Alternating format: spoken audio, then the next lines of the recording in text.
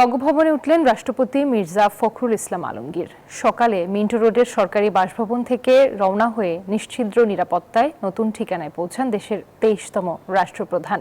বঙ্গভবনে তাকে guard of honour প্রদান করে প্রেসিডেন্ট গার্ড রেজিমেন্টের চৌকস দল। জাতীয় পতাকাবাহী গাড়ি আর কঠোর প্রটোকলে বঙ্গভবনের দিকে এগিয়ে চলে দেশের ২৩তম রাষ্ট্রপতির সুসজ্জিত গাড়িবহর। তাকে বরণ করে নিতে রাজপথ থেকে বঙ্গভবন সবখানে ছিল উৎসবমুখর পরিবেশ। রাষ্ট্রপতির আগমন ঘিরে বঙ্গভবন ও এর আশপাশের পুরো এলাকা কয়েক স্তরের নিশ্ছিদ্র নিরাপত্তা বলয়ে বসানো হয় কড়া নজরদারি চৌকি। Spanish digital print tiles, ATI tiles, এক টাইলসে জীবন পার। বঙ্গভবনে পৌঁছানোর পর নতুন রাষ্ট্রপতিকে স্বাগত জানান সামরিক ও বেসামরিক ঊর্ধ্বতন কর্মকর্তারা।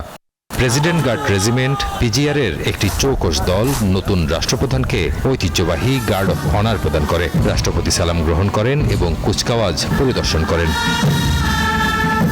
গত শুক্রবার সন্ধ্যায় বঙ্গভবনের দরবার হলে রাষ্ট্রপতির শপথ গ্রহণ করেন মির্জা ফখরুল ইসলাম আলমগীর। রাজু মাহমুদ, নিউজ 24, ঢাকা।